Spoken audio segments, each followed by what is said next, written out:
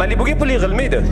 Malibu prosta olinadi. Bo'ldi, men hech kimni ko'rmaganman. Bolam bugun ham go'shtsiz ovqat, chunki dadang Malibu olmoqchi.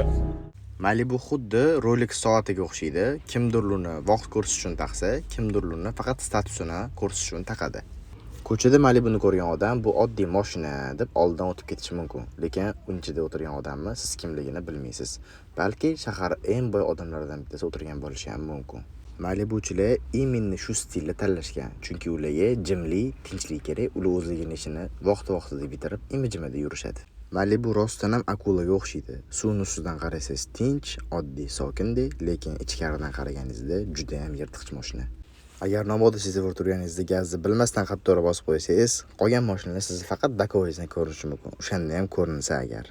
Malibusi bor odamlar o'zligida nima borligini juda ham yaxshi bilishadi. Malibuchilarga shu videoni tez tashlab qo'yinglar, ular to'g'ri tanlov qilishganligini yana bir marta his qilishsin.